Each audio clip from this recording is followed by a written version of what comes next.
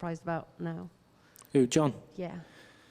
No, I believe that John's one of the best centre-halves in the world right now. I'm not just saying it because he's at England and because, I'm good friends with him or he plays for Man City. I genuinely believe that, he's one of the best centre-halves in the game at this moment in time. And I think, the way he plays at City, he's brought into this England team and he just seems so comfortable doing that. And, he's very composed on the ball, obviously defends really well. And, going forward is probably one of the best centre-halves you can have distributing the ball. So, for me, I believe, John is one of the best centre-halves in the world right now, and his partnership with Harry is an amazing partnership as well. They understand each other so well, and, they obviously feed off each other, help each other out in certain situations, and, I think, as of now, it's been probably the best centre-half partnership in the World Cup, so... You've got the biggest smile on your face with just the mention that you could play in this.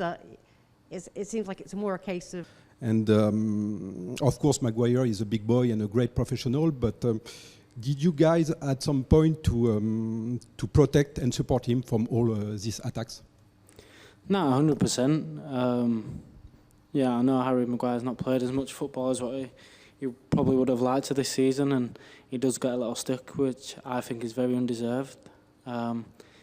I think he's a top professional and a great footballer, and all you have to do is watch, England in major tournaments, and when he plays for Manchester United, I think, he's one of the best defenders, and I think for England he's been, one of the top defenders for a long, long time, and especially in tournament level, he's always been that player that, when we've got set pieces or, when we need to block or when anybody needs to make a challenge, he's always the first one to do it, and he's always the first one to get his head to the ball. Obviously, he's scored some very important goals as well, and I think a lot of people kind of, because he's been obviously mocked quite a lot the past few years, I think he's just the first one to go to. If anything bad happened in the England team, he'd be the first one to be for anything to be said about. So yeah, it's very undeserved, and like I said, I think if you look at the major tournaments he's played in and how well he's done, then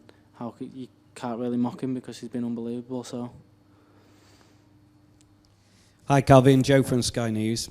Obviously, it's been quite a tough few. Pace all back. Yeah, Kyle Walker's the quickest player I've ever seen play football. So, nice. A lot of people obviously ask that question: how fast is he? But you can't really put it into words how quick he is. You just gotta see him out on the training pitch, or 1v1 against a really quick player as well, which we'll see in the few days. And there was a lot of talk about question marks over Harry Maguire, but those question marks really about from the mind of Marcelo Bielsa to Gareth Southgate. How do they compare, or what similarities do they have? They're obviously very different, but I think people underestimate how good a manager Gareth Southgate is. He's for the last 3 years I've been with England. He's been amazing. He's done really well. Obviously, this summer we didn't have great results, but you could put that down to many different reasons. But I think what he's done with this team and how he's nurtured the team into, winning games and being one of the best countries in the world at playing football. A lot of people don't give him credit for that, and you can't forget that he's got very tough decisions to make as well, where if players not, obviously unbelievable players that maybe be on the bench and not play, and then leaving them out as well. So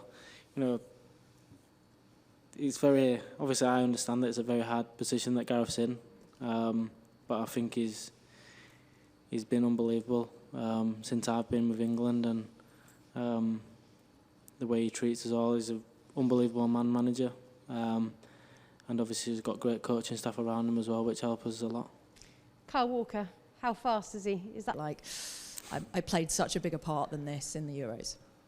No, it's not the fact that I played so much in the Euros. It's more the fact that I want to play as many minutes as possible. So, regardless whether I'm playing or Deck's playing, we're both really good friends, and we both know that it's whatever we can do for the team, then we'll do it. And if one player's not able to do that, then obviously the other player will do their best to do so. So, yeah, regards to obviously playing in the Euros, it's a little bit frustrating knowing that I've not played as many minutes, but I just remind myself that I have come very far to be in this position after getting the operation, and I am still trying to build up my fitness even now, and obviously when given a chance, hopefully I can build on that as well.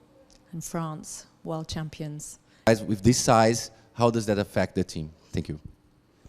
To be honest, it hasn't really affected us that much. Obviously, we know that Mbappe is, a good player, and he's been one of the top players for the last few years, and he's probably going to be, one of the best players in the world.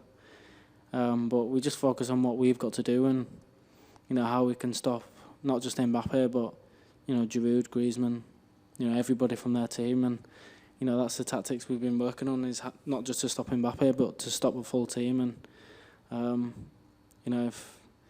if there's anyone that I'd like to put up against Mbappe to stop him, it's Kyle Walker, because I believe that he's an unbelievable defender, and probably the only one that's quicker than him as well. So obviously we're looking forward to the game, and it'll be a tough match. Hi, Kalvin. Welcome to the French TV. Declan Rice missed training yesterday. If he's not fit and available, you ready to go? Yeah, but I believe Dec is fit anyway. He was back in training today, and he felt fine. So if all goes wrong and Dec won't be fit, then obviously I'd do my best to try and complete the 90 minutes. Yeah. Good luck. Thank you. Hiya. Hi. Natalie Perks, BBC. And so relax, I suppose. How you managed to do that, apart from Mr. Williams? Robbie was here with us last night. He was just by the pool. He sang us a few songs, and it was a really good night. Had a chance to obviously chat to him, and he's obviously an unbelievably talented person, but a really nice person as well, and got along with everyone. So it was a pleasure to have him, and obviously knowing how big he is in the world and how well he's doing, it's obviously an honour to have met him and spoke to him as well. And regarding your question of cooling down and taking your mind off things, most of my family have actually travelled to Qatar. Well, not most of them, but a good number of them. So whenever I've had chance, I've always gone to go see them and spend time with them. And obviously with my other family at home, I've FaceTimed them. Obviously it was my birthday last week, so I got a lot of messages and phone calls from family, which is obviously a nice thing as well. So just spend as much time as possible with my family, and try to relax that way, and if not, then spend time with the lads and done it that way. So it's been obviously a good few weeks, and it's been quite long, but I'm hoping that it'll go on for another couple of weeks as well. So thanks everyone. That ends the live section. We'll now move on to a very short section of about 3 or 4